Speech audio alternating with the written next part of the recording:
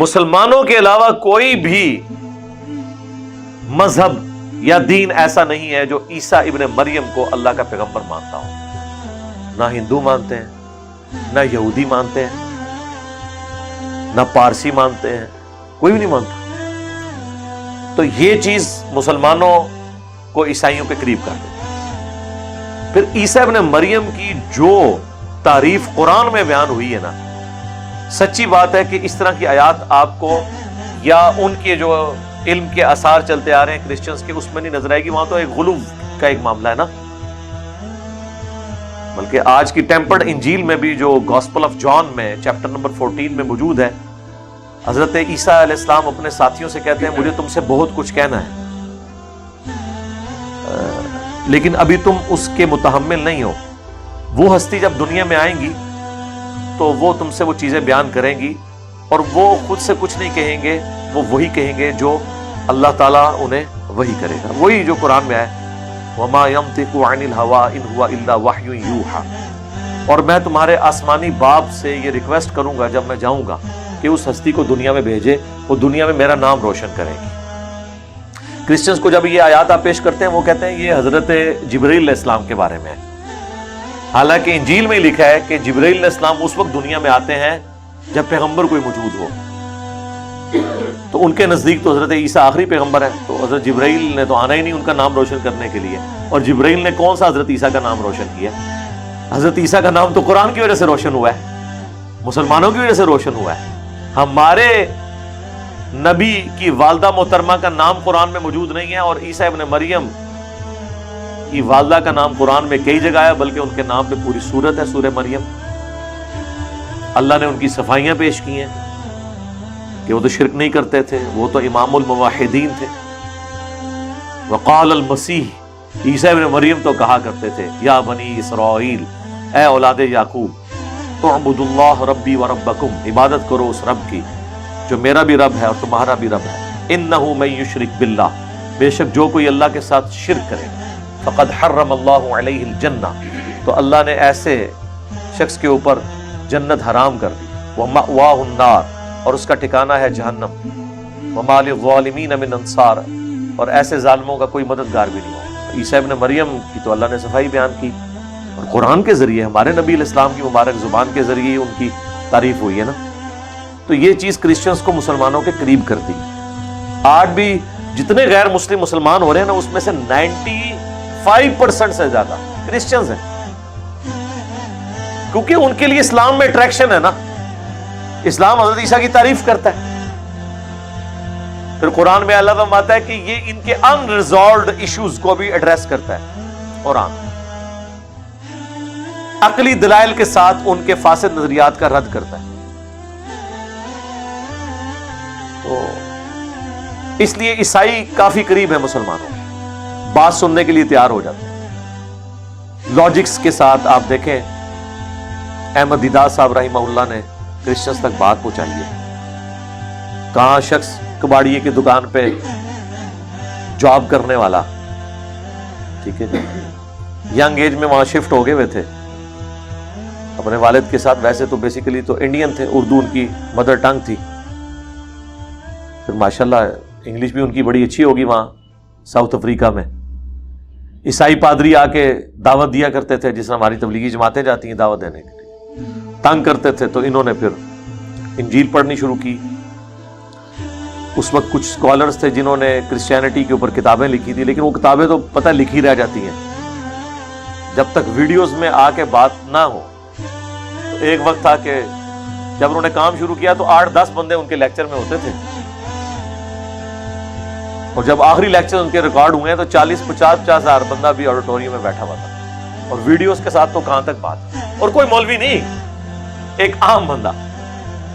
کتنی زبانوں میں انہوں نے انجیل زبانی یاد کی ہوئی تھی، 35 سے زیادہ انہیں زبانی آتی تھی. یعنی ان کی زندگی کا شوق تھا زبان سیکھنا. وہ خود بتاتے ہیں وہ ہیبرو لینگویج میں پڑھتے تھے آیت انجیل کی، پھر انگلش میں پڑھتے تھے، اور انہیں یہ بھی پتا تھا کہ انگلش میں اس کا جو ترجمہ کیا ہوا ہے نا ان الفاظ کے ساتھ کیا ہوا ہے، عربی میں اس طرح کیا ہوا ہے، لیٹن میں یوں کیا ہوا ہے. تو اللہ نے کام لیا. کتنے کرسچنز مسلمان ہوئے. پھر اسی مشن کو ڈاکٹر ذاکر نائک لے کے چلے ہیں. ڈاکٹر ذاکر نائک جو کچھ بیان کر رہے ہیں نا، یہ ساری ویلیو ایڈیشن احمد دیدات کی ہے. اس کا ثبوت یہ ہے کہ آپ ڈاکٹر ذاکر نائک کی تقریریں سنیں، اس کے بعد احمد دیدات صاحب کی ویڈیوز لگائیں، الفاظ تک بھی ڈاکٹر ذاکر نائک نے نا ان کے رٹے ہوئے ہیں. لیکن پھر ڈاکٹر ذاکر نائک نے ویلیو ایڈیشن کی ہے کہ انہوں نے ہندوؤں کی کتابوں سے بھی توحید کے اوپر کام کیا. شاگرد ایک سٹیپ پھر آگے گئے، اور احمد دیدات صاحب نے اپنی زندگی میں کہہ دیا تھا دیدات پلس ڈاکٹر ذاکر نائک. بڑا بندہ بڑا ہی ہوتا ہے، اسے کسی کی بڑائی ماننے میں کوئی آر نہیں ہوتی. لیکن ان کی جو فلوئنسی تھی نا وہ بہت زیادہ تھی. احمد دیدات صاحب جس طرح بولتے تھے نا اور چیلنجنگ انداز میں، وہ سٹائل آپ کو ڈاکٹر ذاکر نائک میں اس طرح نظر نہیں آئے گا. ان کی زبان میں تھوڑی بہت لکنت بھی ہے. کمال، اللہ نے کام دیا. تو اللہ طرف مارا ہے کہ تم ان کو قریب پاؤ گے، کرسچنز کو مسلمانوں کے زیادہ. ذالک بأن منہم قسیسین، اس لیے کہ ان میں کچھ اہل علم بھی ہیں، ورہبان، اور درویش صرف صوفی ٹائپ لوگ ہیں، وانہم لا یستکبرون، اور یہ کہ وہ تکبر نہیں کرتے.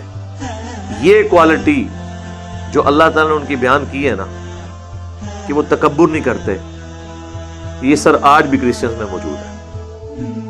اتنا حوصلہ ہے، ہم مسلمانوں میں وہ حوصلہ موجود نہیں ہے. جو لوگ یورپ اور امریکہ میں رہ رہے ہیں، آپ ذرا ان سے پوچھیں کہ کتنی کرٹسی کے ساتھ وہ ایک دوسرے کے ساتھ ڈیلنگ کرتے ہیں. بڑے سے بڑا بھی ان کا کوئی منسٹر ہے، کوئی بڑے سے بڑا کسی حکومتی پوسٹ کے اوپر ہے، اس سے ایک عام آدمی ملے گا، اس سے پروٹوکول سے ملے گا. اکٹھے چل رہے ہیں اور آگے دروازہ ہے، وہ یہ نہیں دیکھے گا کہ یہ مجھ سے نچلے درجے کا ہے، وہ آگے بڑھ کے کرٹسی میں دروازہ کھول کے آگے کر دیتے. کھانے کے لیے لائن میں پرائم منسٹر بھی لگا ہوا ہوگا،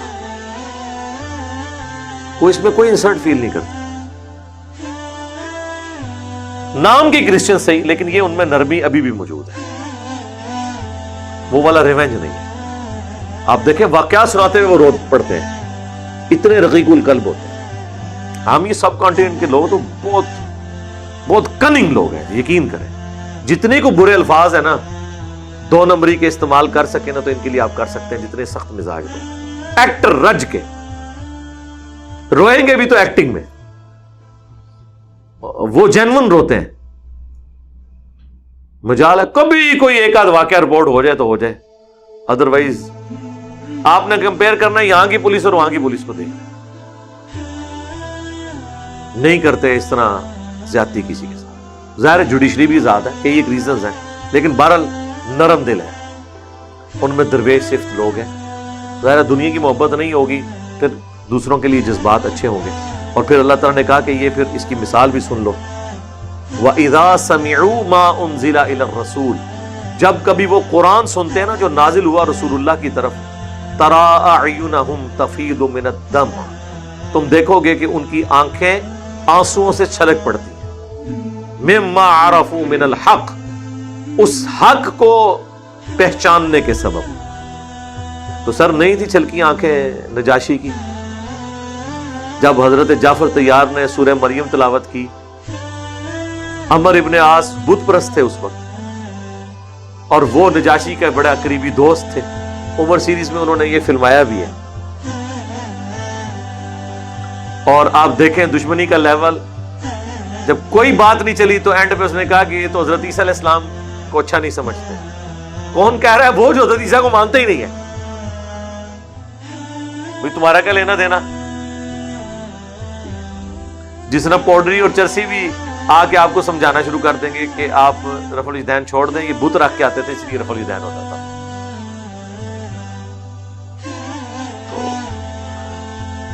اب یہ بہت بڑا امتحان تھا حضرت جعفر طیار کے لیے کہ ظاہر ہے حضرت عیسیٰ علیہ السلام کو جیسے کرسچنز مانتے ہیں اس طرح تو مسلمان نہیں مانتے ان کے غلط نظریات کو، لیکن اس وقت تک خیر تھی، موحدین بھی موجود تھے.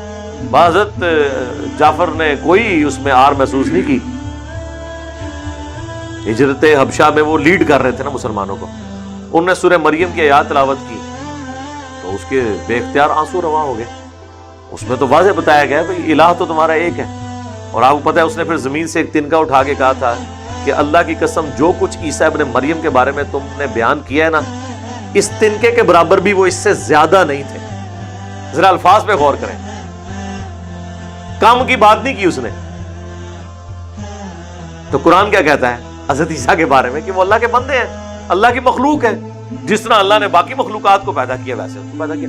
اس نے کہا بس وہ یہی تھے، ایک تنکے کے برابر بھی اس سے زیادہ ان کا مرتبہ نہیں تھا. میں آپ کو یقین سے کہتا ہوں کہ مسلمان یہ بات کرے نا کہ نبی علیہ السلام کا سٹیٹس وہ ہے جو قرآن میں اور بخاری مسلم میں ہے، ایک تنکے کے برابر بھی اس سے زیادہ نہیں ہے.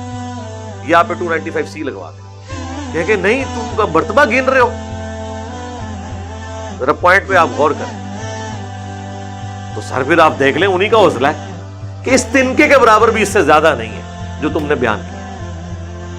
تو مسلمان کو کہنے میں کیا آ رہا ہونی چاہیے کہ نبی علیہ السلام کی جو شان قرآن اور احادیث میں بیان ہوئی ہے ایک تنکے کے برابر بھی اس سے زیادہ نہیں ہے. تو حضور تو خود کہہ کے گئے ہیں، صحیح بخاری میں حدیث ہے، دیکھنا میری شان کو اس طرح بلند نہ کرنا جس طرح کرسچنز نے اپنے نبی کو بڑھا دیا. میں اللہ کا بندہ اور اس کا رسول ہوں، مجھے اللہ کا بندہ اور اس کا رسول ہی کہنا. یقین کرے جب ہم بریلوی تھے نا تو ہم سمجھتے تھے کہ نبی علیہ السلام سے زیادہ ہم سے زیادہ کوئی ان سے عقیدت و محبت نہیں رکھتا، کیونکہ ہم ہر شان والی بات ان کے حق میں مان لیتے تھے چاہے وہ قرآن و سنت میں نہ لکھی ہوئی ہو. اس وقت ہمارے لیے یہ بڑا مشکل تھا ماننا کہ حضور کے بارے میں ہم نے جتنی شانیں کلیم کی ہوئی ہیں ان میں سے اکثر خود ساختہ ہیں، قرآن تو کچھ اور بیان کرتا ہے. بڑا مشکل کام تھا. شروع میں بڑا آکورڈ فیل ہوتا تھا، لیکن آج میں علا وجہ بصیرت یہ بات کہتا ہوں کہ مجھے زمانہ بریلویت میں بھی، اور میں بریلویوں سے بھی کہوں گا کہ واللہ اگر نبی علیہ السلام کا آپ کو سٹیٹس وہ پتہ چل جائے جو قرآن میں ہے، سنت میں ہے، اور آپ کو صحیح توحید کی سمجھ آ جائے، وہ والی شانیں تو شاید نہ ہو جو آپ کلیم کر رہے ہیں، لیکن جو شانیں اس میں آئی ہیں نا ان شانوں کے بعد جو آپ کو رسول اللہ سے عقیدت اور محبت ہوگی نا وہ پہلے کبھی ہو ہی نہیں سکتی. وہ جذباتی ہے، یہ علمی محبت.